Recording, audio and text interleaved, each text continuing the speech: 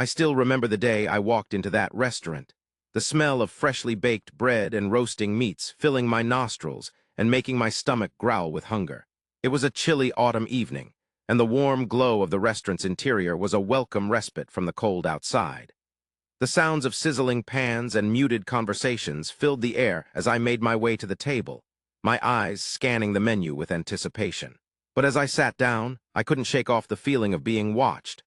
I glanced up to see the waiter, a tall, lanky man with a smirk on his face, staring at me with a mixture of disdain and amusement.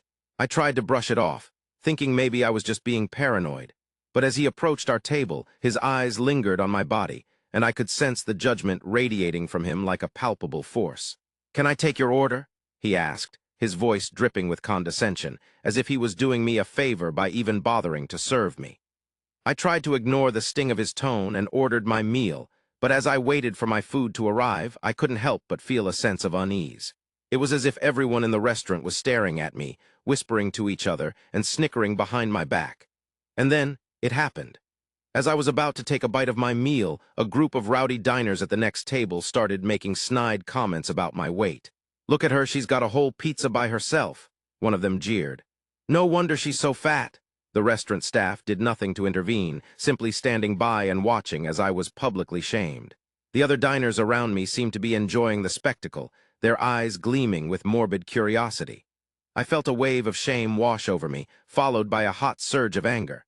How could these people be so cruel? Didn't they know that I was a human being, with feelings and emotions just like them? As I sat there, my face burning with humiliation, I knew that this experience would leave a lasting impact on me. But what I didn't know was that it would also spark a fire within me, a flame of determination that would drive me to prove my worth to the world. And as I pushed my chair back and stood up, my eyes locking onto the smirking waiter, I knew that this was just the beginning of my journey. Little did I know that I would one day become the chef who would build a food empire worth billions, and that this degrading experience would be the catalyst for my success. I still remember the sting of embarrassment from that day at the restaurant. The way the waiter looked at me, the way the other patrons stared, it was like I was an outsider, a freak. I couldn't shake off the feeling of shame and humiliation. But as I walked into my home kitchen, something changed. The familiar smell of spices and herbs, the warmth of the stove, it all seemed to envelop me in a sense of comfort. I opened the fridge, and my eyes landed on a pack of fresh vegetables. Without thinking, I started chopping, the rhythmic motion of the knife a soothing balm to my frazzled nerves. As I cooked, the world outside receded, and all that mattered was the sizzle of onions, the aroma of garlic, and the gentle simmer of the sauce. It was like a meditation, a way to quiet the voices in my head that told me I wasn't good enough. The more I cooked, the more I felt a sense of control, of agency. I started experimenting with new recipes, trying out different flavors and techniques. It was like a whole new world had opened up to me. My friends and family noticed the change in me too. They'd come over and I'd feed them, and for the first time in a long time, I felt like I was doing something right. They'd rave about my cooking, and I'd beam with pride. It was like I'd finally found something that made me feel worthy. My home kitchen became my sanctuary, my happy place. I'd spend hours in there, whipping up a storm and forgetting about the world outside. As I cooked, I started to realize that food wasn't just about sustenance. It was about love, about care, about connection. I started to see the beauty in the simple act of cooking, the way it brought people together. And I knew in that moment that I wanted to share this love with the world. I wanted to create food that would make people happy, that would bring them comfort, just like it had brought me comfort. But little did I know, this newfound passion of mine was just the beginning of an incredible journey. A journey that would take me to the heights of success, but also test my limits, push me to the edge, and force me to confront my deepest fears. Will this newfound love for cooking lead to a significant transformation? I couldn't wait to find out. I still remember the day I walked into that culinary school, my heart racing with a mix of excitement and nerves. The aroma of freshly baked bread and simmering sauces filled the air, transporting me to a world where I felt truly alive. I had finally decided to take the leap, to pursue a career in culinary arts, and I was determined to make it happen. As I donned my crisp white apron, I couldn't help but think about the journey that had led me here. From being shamed for my obesity at that restaurant to finding solace in cooking, I had come a long way. But I knew that this was just the beginning. I was about to embark on a new chapter, one that would test my skills, my resolve, and my passion. The instructors at the culinary school were a mixed bag. Some were supportive, while others seemed skeptical of my abilities. I remember one of them, a tall, imposing figure with a sharp tongue, questioning my decision to become a chef. "You're not exactly the picture of health, are you?" he sneered. "How do you expect to succeed in this industry?" I felt a sting from his words, but I refused to let them bring me down. I knew that I had a lot to offer, and I was determined to prove it. I threw myself into my studies, poring over cookbooks, practicing knife skills, and experimenting with flavors. My peers, a diverse group of aspiring chefs, became my support system. We worked together, encouraged each other, and shared our passion for food. As the days turned into weeks, and the weeks turned into months, I began to find my footing. I discovered that I had a talent for creating bold, innovative dishes that wowed my instructors and impressed my peers. My confidence grew, and with it, my determination to succeed. I knew that I still had a long way to go, but I was ready for the challenge. The culinary world was not going to be easy to conquer, but I was no longer the timid, unsure person I had once been. I was a force to be reckoned with, and I was just getting started. As I chopped, sautéed, and seasoned my way through culinary school, I knew that I was on the brink of something big, something that would change my life forever. But little did I know, the challenges that lay ahead would test my mettle, push me to the limits, and force me to confront my deepest fears. I still remember the first time I stepped into a cooking competition. The air was electric, and the smell of sizzling pans and freshly baked bread filled my nostrils. I had worked tirelessly in culinary school, perfecting my techniques and developing my own unique style. But nothing could have prepared me for the intensity of the competition. As I took my place alongside my fellow competitors, I couldn't help but feel a sense of intimidation. There were celebrity chefs and judges everywhere, scrutinizing our every move. But I pushed aside my doubts and focused on the task at hand. The competition was a whirlwind of creativity and precision. We were given mystery ingredients and challenged to create exquisite dishes within impossible timeframes. I drew upon every trick I had learned in culinary school, every technique I had practiced until my hands ached. And then the judges began to taste our creations. I watched anxiously as they sampled each dish, their faces a mask of neutrality. But when they tasted mine, their expressions changed. They smiled, their eyes widening in surprise. One of them even let out a low whistle. The recognition was intoxicating. I had never felt so alive, so proud of what I had accomplished. The judges praised my dish, calling it bold and innovative. I beamed with pride, knowing that all my hard work had paid off. As the competition progressed, I found myself growing more confident. I began to take risks, experimenting with flavors and techniques that I had never tried before, and it paid off. I started to win, to receive recognition from the judges and the crowd. But with success comes pressure. The competition grew fiercer, and I found myself facing off against some of the most talented chefs in the industry. I stumbled, making mistakes that cost me valuable points, but I refused to give up. I remembered the sharks, the bullies who had tormented me in my childhood. I remembered the pain and the shame, the feeling of being worthless, and I channeled that anger into my cooking. I poured my heart and soul into every dish, every sauce, every garnish, and it worked. I started to win again, to receive recognition and praise from the judges and the crowd. I was on fire, unstoppable, and I knew that nothing could stop me from achieving my dreams. As I left the competition venue, I felt a sense of pride and accomplishment that I had never felt before. I knew that I had proven myself, that I was a force to be reckoned with in the culinary world, and I couldn't wait to see what opportunities would arise from my growing reputation. I still remember the day I received my first job offer from a prestigious restaurant in the city.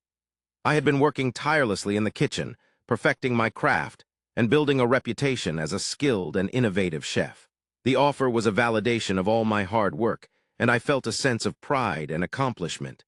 But as I considered the offer, I couldn't shake off the feeling that something was missing. I had always dreamed of running my own kitchen, creating my own menu, and serving food that truly reflected my personality and passion. I knew that taking a job at someone else's restaurant would mean putting my own dreams on hold, at least for a while. That's when I started to receive calls from investors and restaurateurs who had heard about my skills and were interested in collaborating with me. They wanted to know if I was interested in opening my own restaurant, and if so, they were willing to provide the funding and support to make it happen. I was hesitant at first, unsure if I was ready to take on the challenge of running my own business. But as I met with the investors and discussed my ideas and vision, I began to feel a sense of excitement and possibility. They believed in me and my abilities, and they were willing to take a risk on me. I remember one meeting in particular, where I met with a group of investors at a trendy cafe in the city. They were all dressed in suits and ties, and they looked like they meant business. I was nervous at first, but as we started to talk, I realized that they were passionate about food and innovation, just like me. They asked me about my vision for the restaurant, and I told them about my idea for a menu that would showcase local and seasonal ingredients. I talked about my commitment to sustainability and my desire to create a welcoming and inclusive atmosphere for diners. They listened intently, nodding their heads and taking notes. As the meeting came to a close, one of the investors turned to me and said, "We believe in you and we want to help you make this happen. Are you ready to take the leap and launch your own food empire?" I hesitated for a moment, unsure of what to say. But as I looked around the table, I saw the excitement and anticipation in their eyes, and I knew that this was an opportunity I couldn't pass up. The question was, would I take the leap and launch my own food empire? Only time would tell, but one thing was certain. My life was about to change in ways I never could have imagined. I still remember the day I opened the doors to my first restaurant. The smell of freshly baked bread wafted through the air, mingling with the aroma of sizzling meat and the chatter of excited customers. It was a moment I had been working towards for what felt like an eternity, and I was both thrilled and terrified. The restaurant was a cozy little place, with exposed brick walls and warm lighting that made everyone who walked in feel like they were coming home. I had spent countless hours perfecting the menu, making sure that every dish that went out was not only delicious, but also a reflection of my own personal story. As the night went on, the reviews started rolling in. People raved about the flavors, the presentation, and the service. I watched from the kitchen as families laughed together, couples shared romantic dinners, and groups of friends celebrated special occasions. It was like a dream come true. But as the days turned into weeks, and the weeks turned into months, I knew that I couldn't stay in one place for too long. I had a vision for something bigger, something that would change the way people thought about food and the way they experienced dining. I started expanding my business, scouting out new locations, and talking to branding agencies about creating a cohesive identity for my growing empire. It wasn't easy, of course. There were long nights and early mornings, endless meetings and brainstorming sessions. But I was driven by a passion that I had never felt before, a sense that I was creating something truly special. As the brand began to take shape, I started to attract attention from foodies and investors alike. People were drawn to my story, to the idea of a woman who had been shamed for her obesity in a restaurant, only to turn around and build a food empire worth billions. It was a story of resilience, of determination, and of the power of food to bring people together. And yet, as I looked out over my growing empire, I couldn't shake the feeling that the real challenges were only just beginning. What would happen when the novelty wore off, and the press started to scrutinize every move I made? How would I balance the creative vision with the business acumen, making sure that my brand stayed true to its roots while still growing and evolving? I pushed those thoughts to the back of my mind, focusing instead on the excitement of the journey ahead. I had taken the leap, and now it was time to see where it would take me. As I sat in my office, staring out the window at the sprawling city below, I couldn't help but feel a sense of pride and accomplishment. My food empire had grown exponentially, with new restaurants and locations popping up all over the country. But with success comes challenges, and I was facing a whole new set of obstacles. Critics were coming out of the woodwork, eager to take down the obese chef who had somehow managed to build a culinary dynasty. They accused me of being a flash in the pan, a fleeting fad with no real staying power. The competition was fierce, with established restaurants and new upstarts alike trying to poach my employees and steal my recipes. But the biggest challenges were internal. As the company grew, so did the bureaucracy. I found myself spending more and more time in boardrooms, dealing with investors and lawyers and accountants. It was a far cry from the simple, passionate cooking that had driven me to start this journey in the first place. I remembered the early days, when it was just me and a handful of employees, working tirelessly to perfect our craft. We were a family, a tight-knit team that had shared a vision and a passion. But now, with hundreds of employees and multiple locations, it was hard to maintain that sense of camaraderie. I felt like I was losing myself in the process, like I was becoming more of a CEO and less of a chef. The kitchen, once my sanctuary, now felt like a distant memory. I was stuck in meetings and conference calls, dealing with the minutiae of running a large-scale operation. Despite the chaos, I knew I had to stay focused. I had to navigate these growing pains and find a way to maintain the integrity and passion that had driven me to start this journey. I took a deep breath, squared my shoulders, and stepped back into the fray. It was time to refocus on what mattered most: the food, the people, and the passion that had brought me to this place. I was determined to overcome these challenges and prove to myself and everyone else that I was more than just a fleeting fad. I was a chef, a leader, and a force to be reckoned with. But just as I thought I had things under control, a new crisis emerged. One of my key employees was threatening to leave, citing burnout and dissatisfaction with the direction of the company. I knew I had to act fast, or risk losing one of the most talented and dedicated members of my team. The clock was ticking, and the stakes were higher than ever. How would I overcome this latest obstacle and maintain the success that had taken me so long to achieve? I still remember the day I opened my first restaurant, the feeling of pride and accomplishment as I looked out over the bustling dining room. But what the public saw was a far cry from the truth. Behind the scenes, I was struggling. The pressures of fame, the weight of expectation, it was all taking a toll on my mental health. I would find myself lying awake at night, my mind racing with self-doubt. What if I failed? What if I wasn't good enough? The anxiety was crippling, making it hard to breathe, hard to think. I felt like I was drowning in a sea of my own making. I knew I needed help, but I didn't know where to turn. I was afraid to show weakness, afraid to let anyone see the real me. But I knew I couldn't keep going like this. So I made a decision: I would seek out therapy. I remember walking into the therapist's office for the first time, feeling like I was walking into a confessional booth. The therapist, a kind and gentle woman, looked at me with compassionate eyes and asked me to tell her my story. And I did. I poured out my heart, my fears, my doubts, my anxieties. It was like a weight had been lifted off my shoulders. Over time, with her help, I began to develop coping mechanisms, ways to prioritize my well-being. I started practicing meditation, yoga, and journaling. I learned to be kind to myself, to see myself as a person, not just a public figure. I also surrounded myself with people who loved and supported me, people who saw me for who I truly was. My family, my friends, they all rallied around me, offering words of encouragement and comfort. And I learned to lean on them, to trust them with my struggles. As I continued on this journey of self-discovery, I began to realize that success wasn't just about achieving my goals. It was about being happy, being fulfilled. And I was finally starting to feel like I was getting there.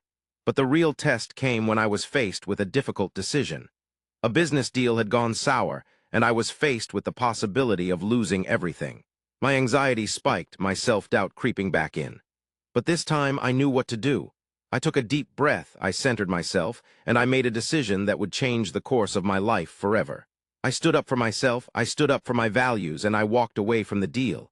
It was scary, it was uncertain, but it was liberating. I felt like I had finally found my true self, like I had finally found my voice.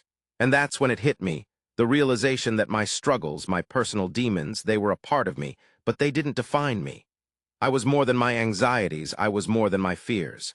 I was a strong, capable, and resilient person, and I was ready to take on whatever came next. But little did I know, my next challenge was just around the corner, one that would test my newfound emotional intelligence and push me to even greater heights of success. I still remember the first time I was invited to speak at a charity event. I had always been passionate about giving back, but now that I had a platform, I felt a sense of responsibility to use it for good. I stood at the podium, looking out at the sea of faces, and shared my story. I talked about the struggles I had faced as an obese person, the shame and the stigma, and how I had finally found my place in the world through food. As I spoke, I could feel the energy in the room shifting. People were listening, really listening, and I could see the empathy and understanding in their eyes. I talked about the importance of accessibility and inclusivity in the food industry, about how we needed to make healthy food available to everyone, not just the privileged few. After the event, I was approached by philanthropists and activists who wanted to collaborate with me. We started working together on initiatives to bring healthy food to underserved communities. We organized cooking classes, food drives, and fundraisers. I used my social media platforms to raise awareness about the issues, and to promote the work that we were doing. As my empire grew, so did my commitment to social responsibility. I started a foundation to support emerging chefs from diverse backgrounds. I partnered with industry leaders to create more sustainable and equitable food systems. And I continued to speak out on issues that mattered to me, using my voice to amplify the voices of others. One of the most rewarding experiences was working with a group of young chefs from low-income neighborhoods. We created a culinary training program that not only taught them cooking skills, but also provided them with mentorship and support. Seeing them graduate and go on to start their own restaurants and food businesses was a moment of pure joy. I realized that my legacy wasn't just about building a successful business, it was about creating a movement. I wanted to leave a lasting impact on the world, to make a difference in people's lives. And I knew that I wasn't alone. There were countless others who shared my vision, who were working tirelessly to make the world a better place. As I looked out at the crowd of people gathered at our annual charity gala, I felt a sense of pride and purpose. We had come a long way, but we still had so much work to do. And I knew that together we could achieve anything. As I sit here, surrounded by the people and places I love, I'm reminded of the incredible journey that has brought me to this moment. From the depths of shame and self-doubt to the heights of success and self-acceptance, my story is one that I never thought I'd be able to share with the world. I think back on all the times I was told I wasn't good enough, that I'd never make it in the culinary world because of my size. I think about the struggles I faced, the long hours and hard work it took to prove myself, not just to others, but to myself. But most of all, I think about the lessons I've learned along the way. I've learned that success isn't just about achieving a goal, it's about the journey itself.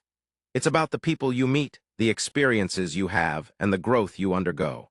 As I look around at the empire I've built, I'm filled with a sense of pride and accomplishment.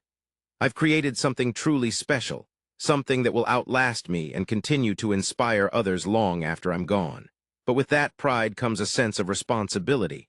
I know that I have a platform, a voice that can be heard by millions. And with that voice, I want to leave a lasting legacy. I want to be remembered not just as a successful chef, but as a champion of self-acceptance, of body positivity, of the idea that anyone can achieve their dreams, no matter what their size or shape. As I look to the future, I know that there's still so much work to be done. I'll continue to innovate, to push the boundaries of what's possible in the culinary world. I'll continue to mentor and inspire others, to help them find their own path to success. And when I'm gone, I hope that my legacy will live on. I hope that my story will continue to inspire others, to remind them that they too can overcome any obstacle, achieve any goal. As I sit here, surrounded by the people and places I love, I know that I've truly made a difference. And that's the greatest reward I could ever ask for.